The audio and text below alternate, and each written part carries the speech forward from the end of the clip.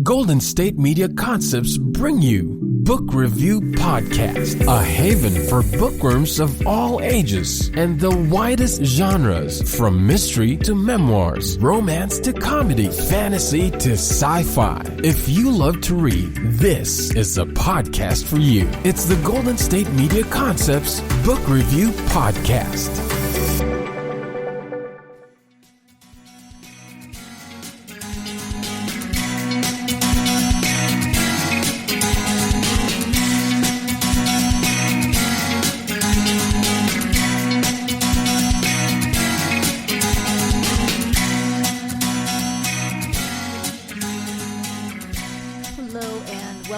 GSMC Book Review Podcast, brought to you by the GSMC Podcast Network. I am your host, Sarah. Hope you all had a wonderful weekend. Hope your week is off to a good start. All of those fun hopes. I mean, yeah, I really do hope all of those things. And as always, I hope you had plenty of time to read, because that's my hope for you every day, that you find yourself plenty of time to read. Even more time than I have to read. I feel like I don't read enough anymore, and I wish I read more. So you read for me, okay, please? and then send me all your collective knowledge. That would be awesome. At the end of the last episode, I mentioned that I would be interviewing Paul Russell Semendinger on this episode of the podcast. As I mentioned, the book is called Scattering the Ashes, and I said that it feels like a memoir. It's not. It's a novel. But it is the story of a man who is scattering his father's ashes, but in places that his father requests. So it's also one of those stories of being given a task when someone that you love has died, and trying to carry that out to, carry out their wishes, etc. Let me read you the back of the book. Sam Holmes is a young, enthusiastic teacher who is training for the historic New York City Marathon, his first.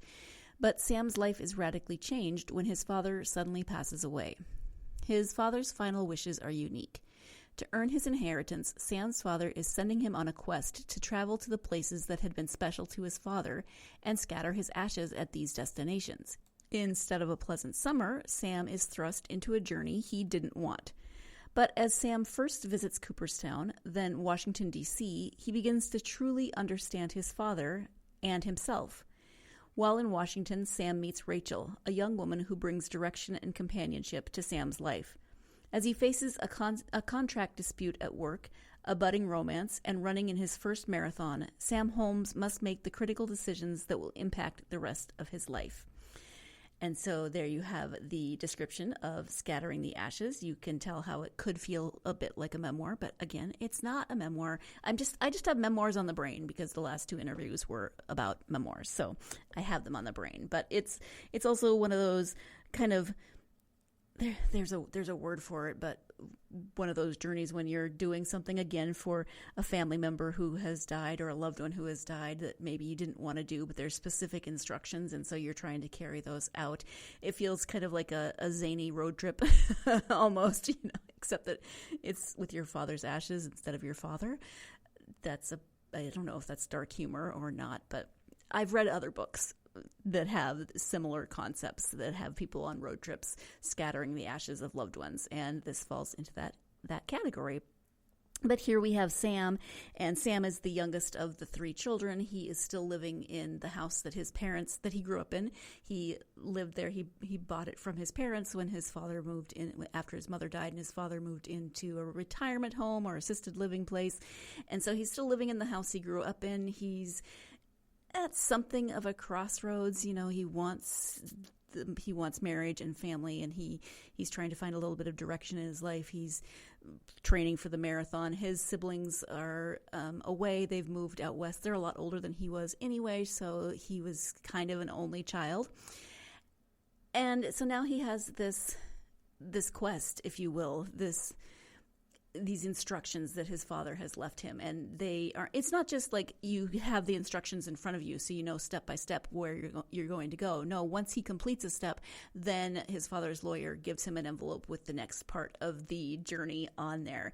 And you can imagine that he's a little resentful that his time has been taken over. I probably would feel the same way, but he really does embark on this journey of self-discovery as well as getting to know his father in a different way. And he and his father were close, but he really begins to get to know his father in a different way. And of course, then he meets Rachel, and there's that aspect of new relationships and figuring out how that all works in his life. And she helps him to figure out some of the things that he's been struggling with. So it's definitely a book that takes you on a journey, both emotional and physical road trip kind of journey.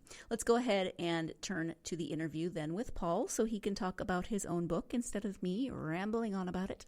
Again, the book is called Scattering the Ashes, and the author is Paul Russell Semendinger. Hi, Paul. Welcome to the podcast. Oh, thank you so much. It's great to be here. I am happy to have you here. We're going to talk about your new book, Scattering the Ashes. Before we get to the book, though, if you could start by sharing a little bit about yourself, that would be wonderful. Sure. And once again, thank you so much for having me. My name is Paul Semendinger, and I'm a public school principal in New Jersey. I've been in public education for 30 years. I was a middle school history teacher, and then I've risen through the ranks of administration, basically being an administrator at every level, high school vice principal, a middle school principal, and now I'm at the most wonderful elementary school in the world, and I've been here for about 13 years now as the principal in Ridgewood, New Jersey. In addition to that, I'm happily married. I have 3 grown children, and they are all the loves of my life. I spent my years when they were growing up coaching their teams and trying to be the best dad I could be. And besides that, I still play baseball, I play softball, and I like to run marathons. And that's pretty much me. All right. Well, that's a lot. I mean, that's impressive. I love that you are now an elementary school principal. That's got to be challenging at times, but I'm sure you have a lot of fun stories about the antics of small children. Absolutely, and they're great. So I'm very lucky. I work in a positive school. I have great teachers who all have a passion for kids and just being great teachers, and the parents are very supportive. The kids are great. So, yeah, I'm really lucky to be where I am. That's wonderful. Yeah, I love that. So we are here to talk about your book. Again, it's called Scattering the Ashes. Can you give an overview of that story? Sure, I would love to. I'm so glad we have a chance to talk about it. Scattering the Ashes is a novel. Some people think it's a memoir. They say it's written as if it were a memoir, and they say, like, I can't believe it's true. But like any author, you write stuff that it could be based on truth, and I think, if you write, a lot of your own self sometimes comes through, but it's certainly not a memoir. It's a story about a young man who was a teacher, and the summer is beckoning. And he's excited about that because he figures he's going to have a nice, long, wonderful summer. And he is going to actually train for his first marathon. And he lives alone. He's in his mid to late 20s. He lives alone. He's lonely. He doesn't really admit that. And each day he would go visit his father, who lived in an assisted living facility, probably a few miles away from his house. I think about 2 or 3 miles away from his house. And he's looking forward to this great endless summer and just spending time doing what he wants to do and, making time to visit also with his dad. And so the story begins with his relationship with his dad, and then his father unfortunately passes away. And then his father leaves a strange stipulation in his will that says he can't receive his inheritance until he fulfills a number of these wishes his dad has, which are to scatter his ashes at various specific places that he and his father, for the most part, had traveled to when he was growing up with his dad. And so the story is really about this adventure, or these series of adventures that he has to take in order to fulfill his father's wishes. Each time after he scatters the ashes in a certain place, he has to go back and visit the attorney, who then hands him a letter that his father had written before he had passed away. And the stories and the letters, they all seem to intertwine with what's happening in his life as he is going through these series of tasks, an adventure he neither asked for nor really wanted. He actually has a chance to find himself. And along the way, he does find a girl who he falls in love with. Her name is Rachel Parker. She really becomes the star of the whole book. And the story becomes the tale of him and Rachel and his father who had passed. And I think it's a heartwarming story. As I say, people think it's a memoir, but the first person to read the manuscript was my dad, who is still alive. And I said, Dad, how would you like to read a book about a guy whose father dies? Tell me if you like it.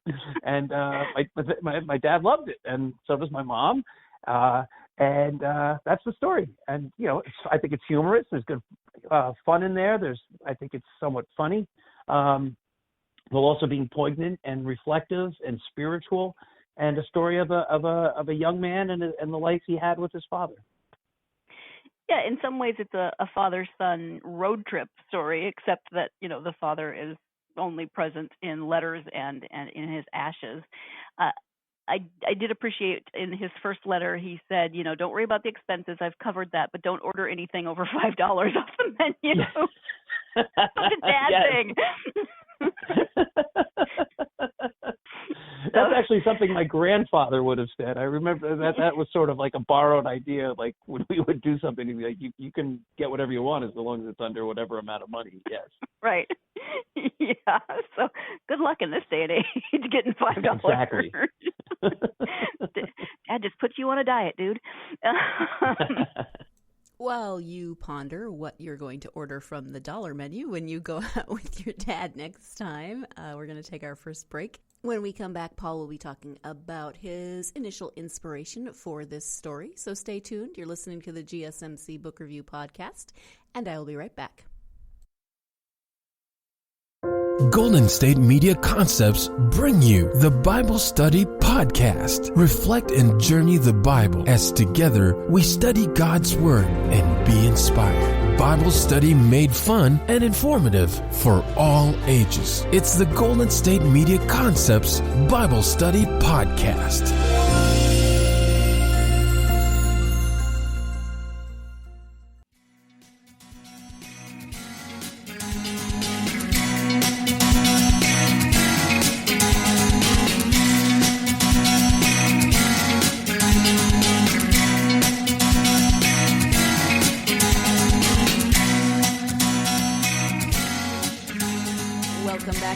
GSMC Book Review Podcast. I am speaking today with Paul Russell Semendinger about his book, Scattering the Ashes. Before the break, I was way too amused by myself and the idea of the $5, ordering anything under $5 off the menu. I can just hear my father or either of my grandfathers making that offer, and possibly my grandmother as well. At any rate, let's go ahead and return now to the interview with Paul. So what was your initial inspiration for the story? That's a great question. That part of it is actually autobiographical. So I loved to travel with my wife and my kids. And the story was actually written a long time ago, just the very basic framework in my head when I thought about myself. I would always map out these great little trips. We would do the Disney World trip and the big things like that I felt we had to do and which we loved. But I also love to just take road trips. And like we live in New Jersey, so let's take 10 days and we'll drive through New England. And I would sit there and I would pore over maps and try to find interesting places for us to spend the night and to visit and to explore. And whenever we got somewhere, I would always say, like, boy, oh boy, I can't wait to get to the next spot. But whenever we leave, would always say, I can't wait till we come back here. And somehow that just, formulated in my brain. Like, I always want to keep coming back to the places where we had been, but I always want to go to the next place. And then, at some point you realize there's a lot of these places we'll never come back to. And even if we do, my little boys will all be grown up and things are different. So that's really where the idea came from. Maybe someday I should make my kids scatter my ashes at these places, which I wouldn't do to them. It's some burden, right? Did they read the book and ask you if you were going to make them do that? They have read the book and then asked. They said, Dad, you're not going to really do that, are you? I said, I don't know, but Grandpa might make me do it now that he's read the book. So I love it. So have you been to Philadelphia? Yes. Each of the places in there I've been to. Yes. So okay. That just made me laugh as they'd never been to Philadelphia. Yes. not laughed so much as just kind of smiled that there's all those I grew up in the West, and so everything's so far apart, and my first time to the East Coast, I was like, wow, everything is not so far apart. Correct. Everything's very close. But you know what's interesting? When you live your whole life here, we're just north of New York City. We're probably, if there's no traffic, less than a half an hour from zooming right down the highways and getting into Manhattan. But Philadelphia, which is probably 2.5 hours to 3 hours away, if there's traffic or whatever, always seemed pretty far. Because New York was so close. So. Right. No, and traffic and all of that. It's different to drive 2.5 hours in traffic than it is to drive 4 hours on a really barely populated road. Yes. So it's all a matter of perspective, I guess. It is. So Sam goes on this adventure, and this trip, which really is a lot. It helps him to find out a lot about himself. What about Sam as the main character do you think will resonate with readers? I think the fact that he's human and that he's flawed and that he's going through something that he didn't necessarily want to go through, and the fact that, he starts to embrace the whole idea because he realizes that the father didn't do this to burden him. The father did this as a way to express his love for his son. And so, and again, his relationship with Rachel, I just think is precious. I like their interactions. He does numbers of goofy things, as you know, that I think will make the reader chuckle. And he grows, and he's a great teacher, and he becomes a better person as a result of what happens in his life throughout the book. Yeah, absolutely. And there's a couple of things that he and his father share an interest in. One is baseball, and one is running. And actually, running seems to be, pardon my pun, a running metaphor throughout the book. Yes. Can you talk about the aspect of running throughout the book and the role that it plays?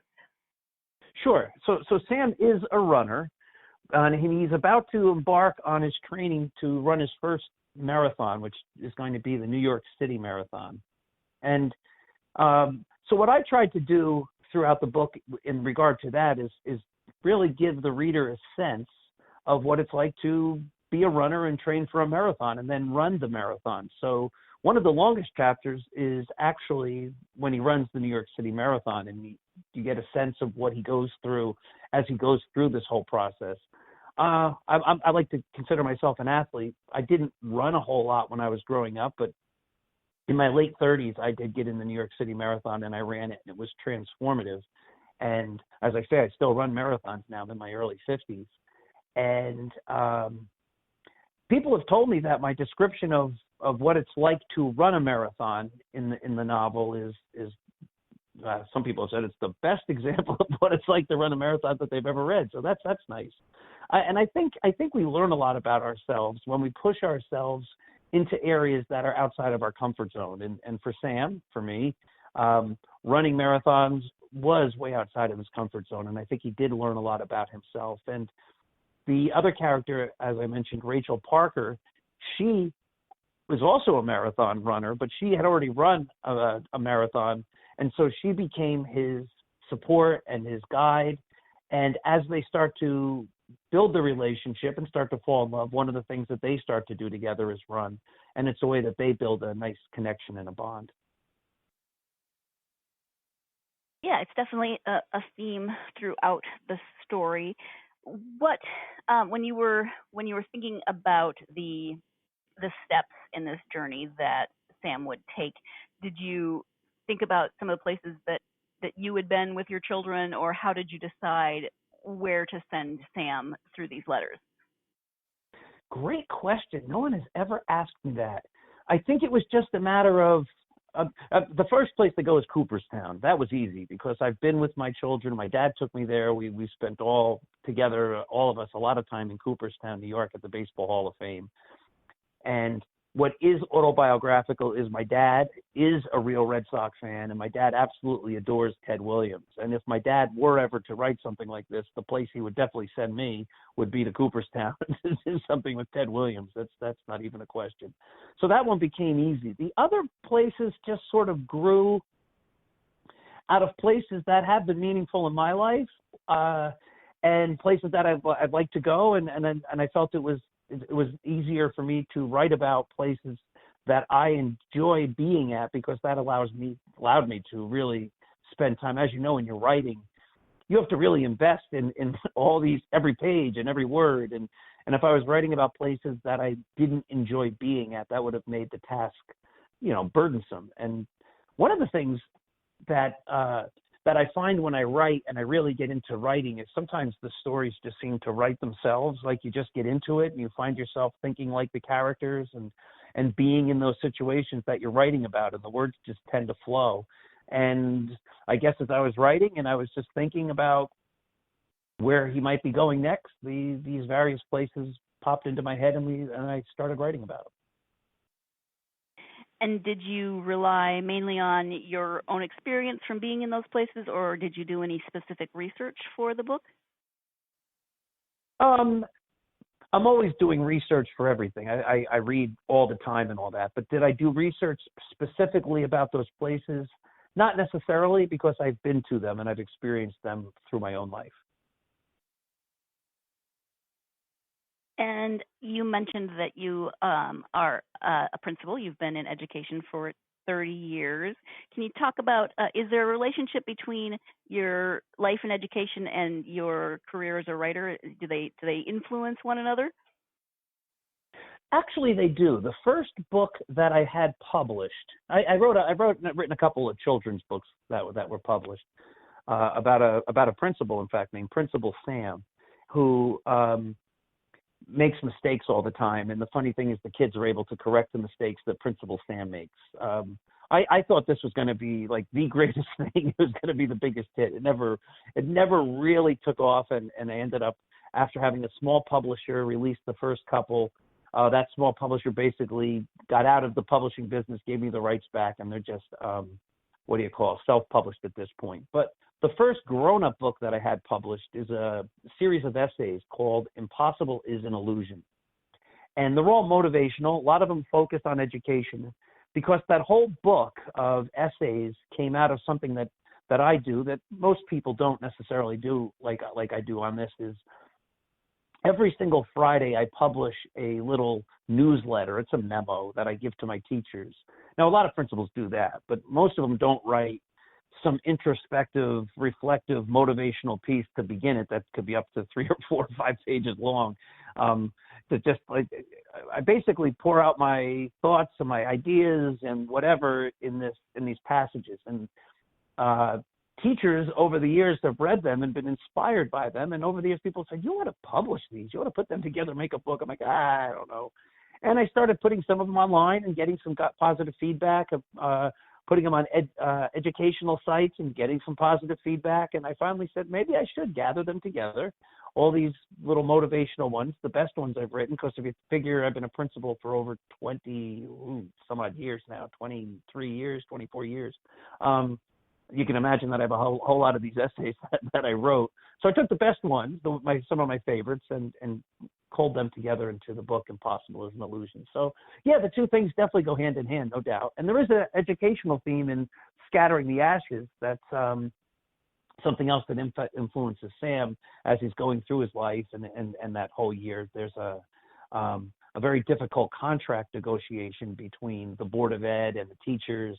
And I think people don't get a chance to see what that sometimes looks like either, as somebody who's maybe not be in the industry. And so you get to see some of the struggles that Sam has. Is, there's all sorts of, debating between, negotiations on what the teachers can get, what the board is offering, and how the teachers respond, and things like that. Yeah, that was interesting for me to read as an adult because my dad was a teacher, and so growing up, there were negotiations and things like that. And as a kid, I had absolutely no idea what was going on. I just knew that there was Correct. something going on, and the parents were talking about it. So that was interesting to read about as an adult. It's time for our second break of the podcast, but I will admit that even when I got older, even when I was in junior high or high school, I'm sure there had to have been negotiations that went on in terms of contracts, etc. But either I was just completely oblivious, or my parents didn't talk about it in front of us, or a combination thereof. Although it was a small town, everybody kind of knew everything about everything and everyone, so I really don't know. Probably me being completely oblivious would be the answer to that question. At any rate, let's go ahead and take that break. When we come back, we'll be talking about, of course, writing and other fun topics with Paul Russell Semendinger. So stay tuned. You're listening to the GSMC Book Review Podcast, and I'll be right back. Tired of searching the vast jungle of podcasts? Now listen close and hear this out. There's a podcast network that covers just about everything that you've been searching. Hey! The Golden State Media Concepts Podcast Network is here. Nothing less than a podcast bliss with endless hours of podcast coverage. From news, sports, music, fashion, cooking, entertainment, fantasy, football, and so much more. So stop lurking around and go straight out to the Golden State Media Concepts Podcast Network. Guaranteed to fill that podcast itch. Whatever it may be. Visit us at www.gsmcpodcast.com. Follow us on Facebook and Twitter, and download us on iTunes, SoundCloud, and Google Play.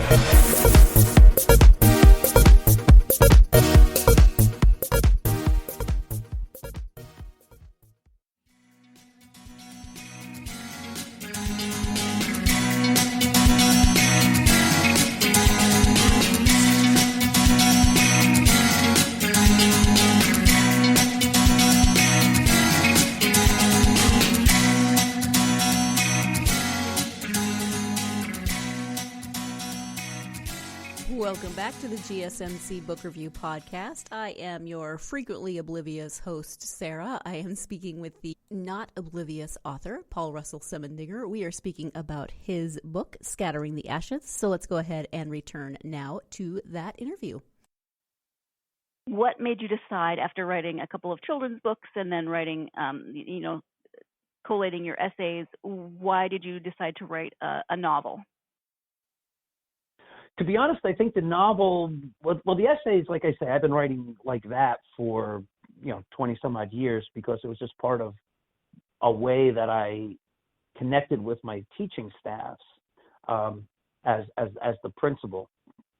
But as far as the novel really was something I wrote before the children's books. And I have a whole bunch of children's books ideas. When you're working full time and you're writing on the side and things like that, you don't have all the time in the world to necessarily follow all of your ideas and all of your dreams and all that kind of stuff. So I have some children's books. Maybe someday when I retire, I'll be able to invest more time in polishing them and working with publishers to get those published as well. But to answer the question specifically, the novel I was writing for years and years and years, and it just, it takes a long time to get a novel to be where you want it to be, and to get a publisher to be interested in publishing it, and to get it out and all of that. But it wasn't like I transitioned from one type of writing to the other. These are all happening all at the same time.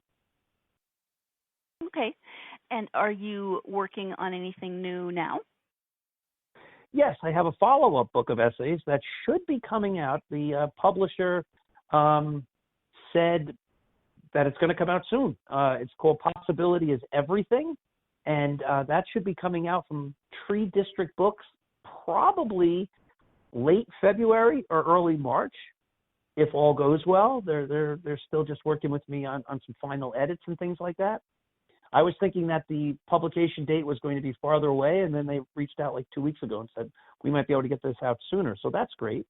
I'm also a big baseball fan. I run a Yankees blog called Start Spreading the News, and it's very, very popular, and it's primarily about the Yankees, but there's a lot of regular baseball stuff on there.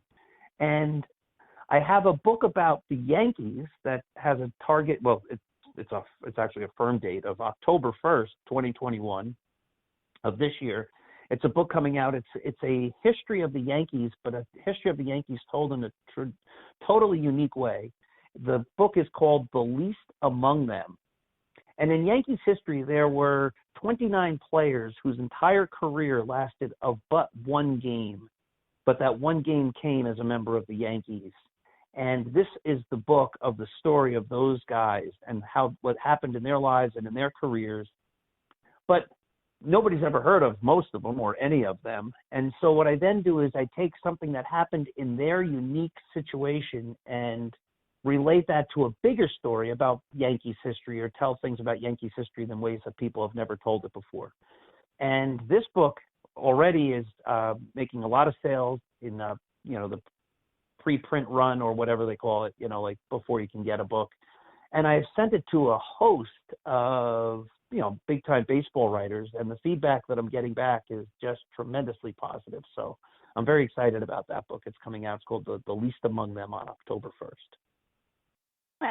That sounds like a really different approach than just your normal kind of sports book. So that's very cool. When did you start writing? Obviously, you've written the essays to your teachers for years, but is writing for publication something that you always wanted to do? Yes. When I was in college, this is actually kind of funny. This is the things you do in college, though. We're going to college in the mid-1980s, so it's just at the dawn of being able to computer word process things and stuff like that. I typed all my papers on a typewriter, electric typewriter, but I was ahead of the computer thing. That's how long ago this was. But my roommate and I were big Beatles fans, and we decided that we would try to write a book. I remember there was no internet back then, just trying to cull whatever knowledge we could by finding things in libraries and bookstores and record stores. But we were going to write a book that talked about every single song the Beatles ever wrote. And we started writing this thing, and we figured this was going to be a hit, and everybody was going to go crazy. Somebody finally wrote a book about all the Beatles songs. And then we found out that had been done 3 or 4 times. But it took a long again, there was no internet to check against. It was just what we could get our hands on. So that was the first thing that we came close to actually thinking we were going to publish. I wrote a book. I might revisit this one again someday, too. I wrote a book with a colleague once a long time ago about how to be a better teacher that was based on workshops that I do and that I deliver for teachers. And I don't know if you remember Robert Fulghum. He wrote All You Ever Need to Know, I Learned in Kindergarten. He was a minister, and he wrote little inspirational passages, which isn't unlike Impossible is an Illusion. But I remember when I was a senior in college, I started writing my own little essays. They were just about experiences that I had, and I really had thoughts that maybe someday all of that would come together as a book. But it never did, and I never, it was... When you start writing or when you do anything, you go through periods and you find out some of the stuff that you're doing isn't great and it's not very good, and you need to continue to practice your skill and hone your skills. So, I wrote those little essays even back then, but they weren't publishable. Though I did get published in my literary magazine at college and in high school too, as I come to think of it, a couple of short fictional pieces that got published a long time ago. So I guess I've always been writing. Just I hadn't really thought about being published till many years later. Right. Well, and each of those experiences, whether you were published in your high school or college literary magazine or not, were probably a good experience and taught you a lot. Absolutely. And that's how we get good at anything, right? You just have to keep practicing and working at it and trying to find ways to hone your craft and find your own writer's voice and all of those things. Yeah. I want to backtrack just a little bit because when I first started reading the book, I don't remember what page it's on, but you mentioned the Beatles very early in the book, and I was like, "Yep, I'm good. I'm gonna like this." Thank you. I love the Beatles. So, I was very happy that they made an appearance. Yeah, me too. Like I say, And- when you write, some of it's autobiographical. I think that's why some people, if they know me, they think it's a memoir. Like they're like, well, Right. you like the Beatles and you like baseball and you run, so it must be about you. But it's really not about me. Right. If I'm right. anybody, as I said, I'm the father. I'm the guy who dies because I'm the guy who doesn't want to go away and always wants to go back everywhere. That's where the idea came from. Right. Okay, but quick tangent. Favorite Beatles song? Oh my goodness, that is so hard. You know what? I Right know. now, I would have to say, "Got to Get You Into My Life." I love that song. It's one of my favorites. If it's not that, Hey Jude, Let It Be, love them. She Loves You, which is like so overplayed, and that's one of my favorites. And I Want to Hold Your Hand. Oh my God, there's too many. When I'm 64 is a great one.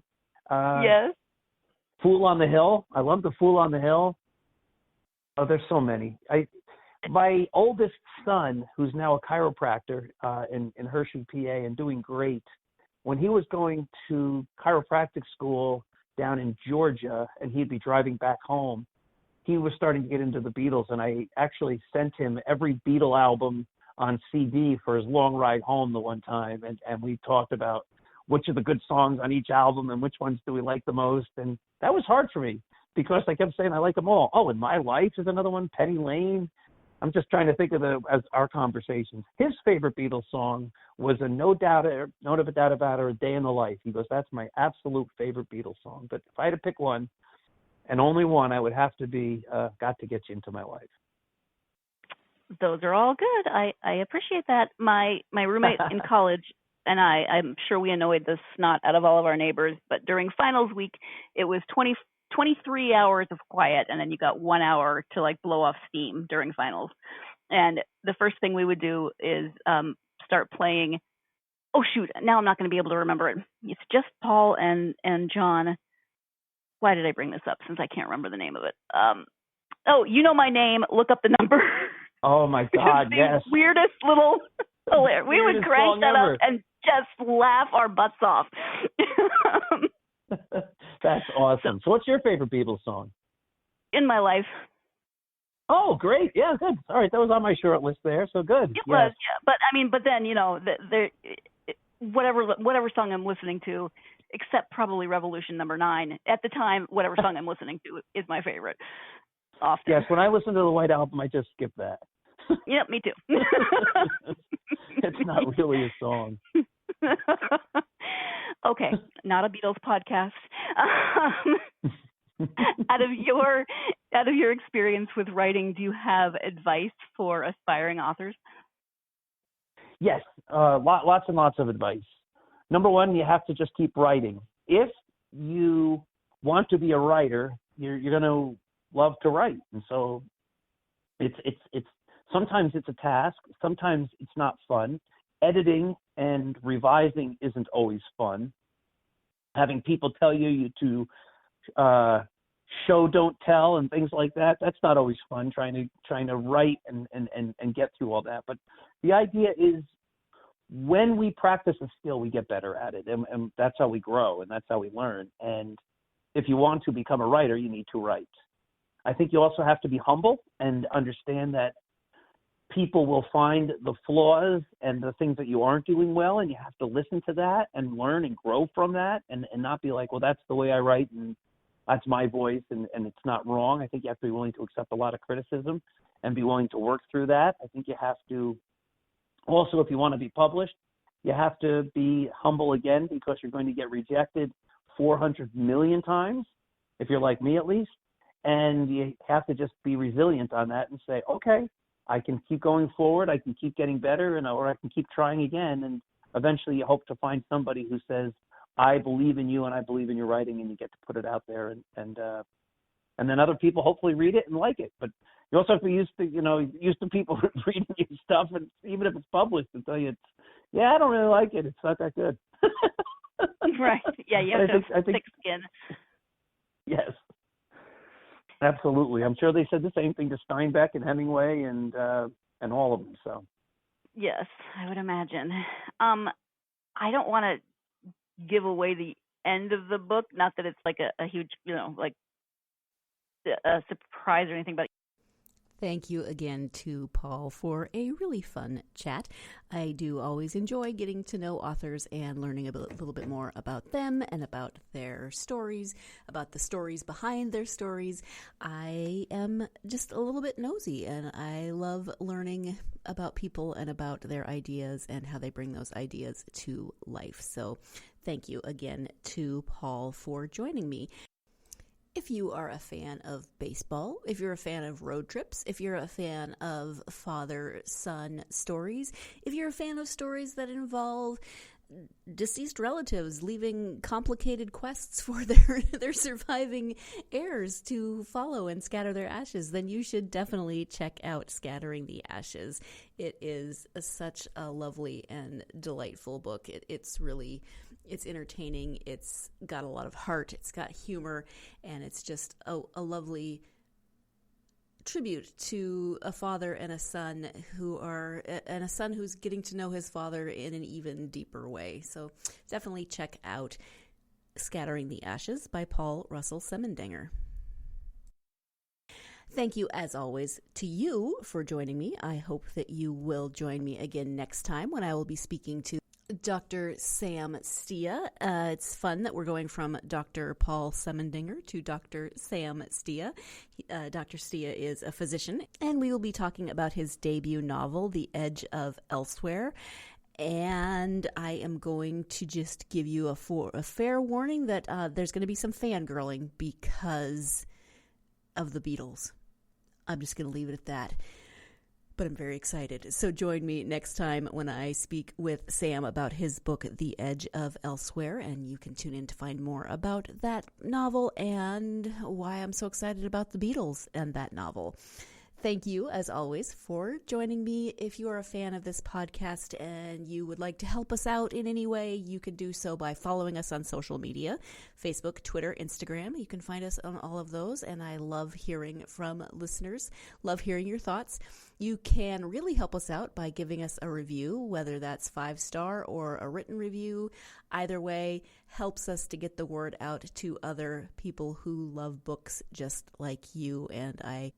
Like I said at the beginning of this episode, I hope you're having a great week. And as always, I hope that your day, your week, your month, your existence, I hope that your existence provides you with plenty of time to get yourself lost in a good book. Thanks. You've been listening to the Golden State Media Concepts Book Review Podcast, part of the Golden State Media Concepts Podcast Network. You can find this show and others like it at www.gsmcpodcast.com. Download our podcast on iTunes, Stitcher, SoundCloud, and Google Play. Just type in GSMC to find all the shows from the Golden State Media Concepts Podcast Network. From movies to music, from sports to entertainment, and even weird news. You can also follow us on Twitter and on Facebook. Thank you, and we hope you have enjoyed today's program.